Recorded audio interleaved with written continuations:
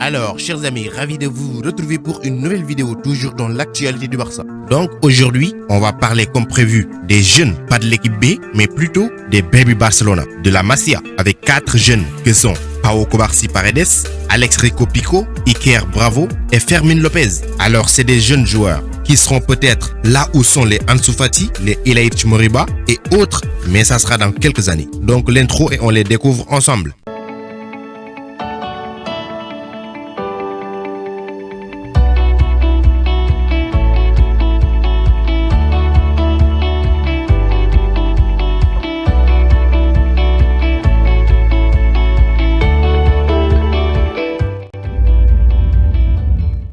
On va débuter avec Pau Paredes.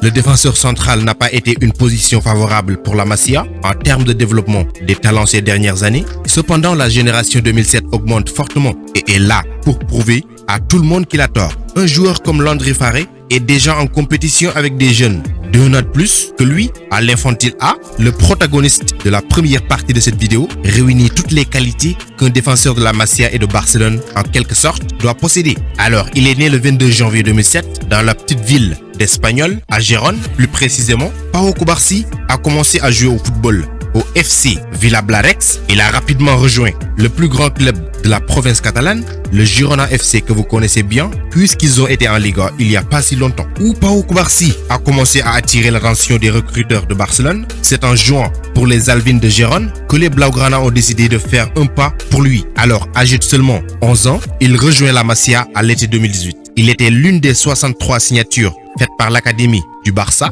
sur cette fenêtre à l'époque, car il a été ajouté à l'équipe d'Alvin à la même année que le milieu de terrain Dani Avila. Les experts du football des jeunes disent toujours que le meilleur moment de recruter un talent est quand ils jouent encore dans le football à 7. Plus ils sont jeunes, plus il est facile pour les garçons d'acquérir des connaissances. À cet âge, vous savez, les enfants sont vraiment comme des éponges et ils sont prêts à tout absorber. Le style et les méthodes de Barcelone sont uniques. Donc, assimiler tous les concepts nécessaires dès le plus jeune âge et passer de nombreuses années à la Masia est sans aucun doute un énorme avantage pour ces jeunes qui, comme Pau Paredes, rêvent de jouer un jour au Camp Nou. Concernant son style de jeu, il est un défenseur naturel qui, dans le football à 7, a agi à la fois comme défenseur central et arrière numéro 3. Cela dit, à mesure qu'il se développe, il pourrait devenir maître du rôle d'arrière central. Il y a beaucoup de choses dans le football de Pau Paredes qui rappellent clairement celle d'un autre diplômé de la Masia et défenseur central à succès, Gérard Piqué. De toute évidence, l'un des principaux attributs à souligner à la fois est son hauteur et donc sa domination dans les duels aériens, à la fois dans les cases propres et opposées.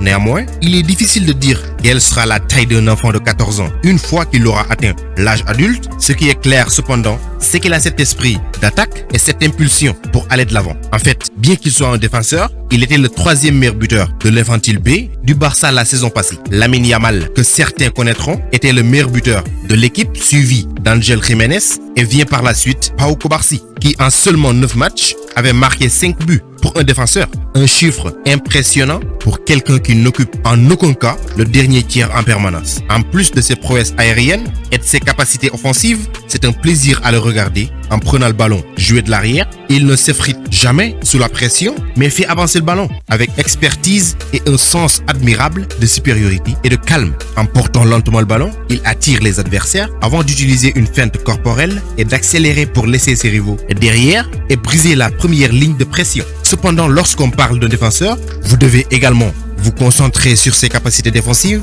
Alors, il ne manque pas clairement de talent dans sa première moitié de terrain. Il est une figure forte et imposante. L'ancien espoir de Gérone remporte la plupart des duels avec son physique, mais aussi la lecture du jeu et l'anticipation. Pendant ce temps, face à un attaquant qui lui est physiquement supérieur, il utilise ses aptitudes cognitives pour gagner la bataille. Tout comme le Gérard Piqué des années 2010, il n'est pas le type d'arrière central qui se jettera au sol lors du premier échange. Au lieu de cela, il restera calme, réajustera sa position et ennuie l'attaquant jusqu'à la toute dernière seconde. Il préfère donc ne pas sauter directement dans les plaqués, un peu à l'image de Ronald Araujo actuellement, mais mesurer correctement les distances et agir de manière rationnelle. Et c'est une grande vertu, comme l'avait dit un jour Paolo Maldini, la légende du Milan AC. Si je dois faire un tacle, j'ai déjà commis une erreur. Bien sûr que nous n'essayons pas de dire que Pau Paredes est le nouveau Maldini, ni le nouveau Piqué, mais il possède cependant une maturité louable et certaines qualités que tout défenseur de Barcelone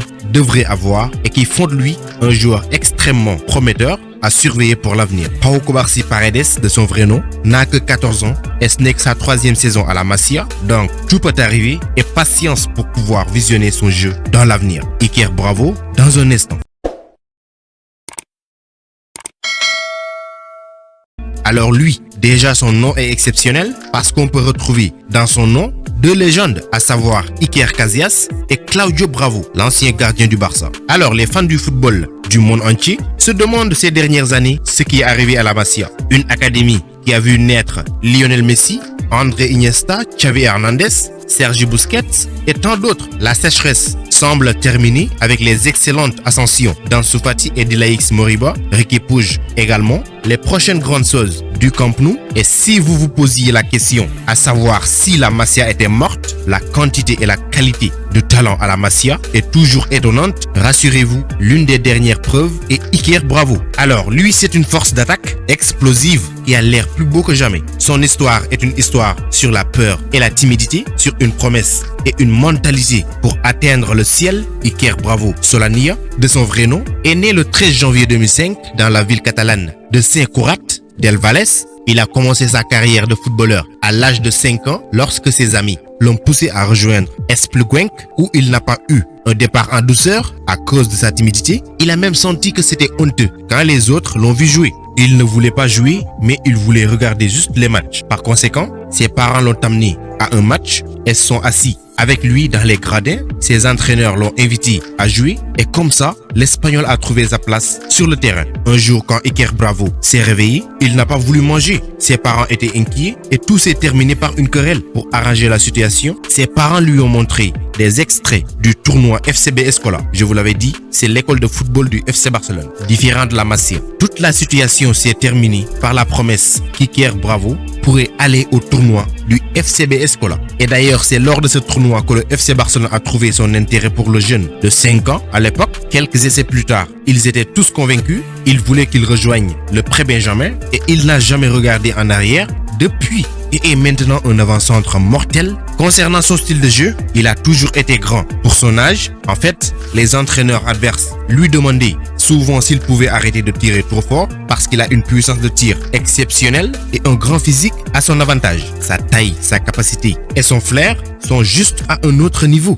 Mais là où il est le plus dangereux, c'est lorsqu'il reçoit le ballon à 30 mètres. Sa capacité à protéger le ballon contre ses adversaires et son premier contact pour créer de la place pour sa finition mortelle sont tout simplement exceptionnels. Sa façon de lire le jeu quand il fait sa course dans la surface pour un centre est également remarquable. Une autre capacité que je trouve dans la boîte à outils d'Iker Bravo est sa cadence de travail. La manière de faire pression sur 2 défenseurs centraux est un art négligé, mais après tout un art. Et il le fait mieux que la plupart des attaquants. Son intelligence lui donne la possibilité de fermer les arrières centraux sans le ballon et de faire pression sur le porteur du ballon. De cette façon, il récupère beaucoup de balles en hauteur sur le terrain. Avec 10 buts en 10 matchs la saison passée, il était la principale raison pour laquelle les KDB étaient en tête du classement. Alors, en raison de ses compétences, il peut également faire partie du jeu de construction. À ses côtés, l'entraîneur Marc Serra a fait un excellent travail pour l'impliquer dans les build-ups, c'est-à-dire les constructeurs,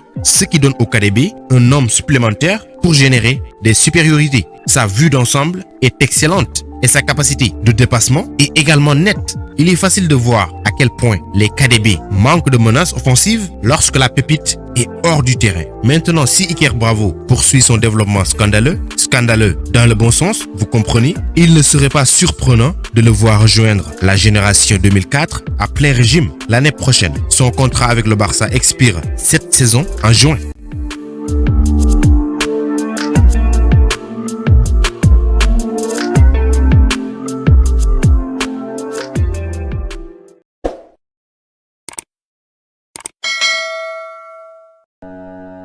Pour échanger avec moi directement, c'est possible sur Instagram. Le lien se trouve dans la description, donc rejoignez-moi là-bas, ainsi que sur Twitter et même sur Facebook.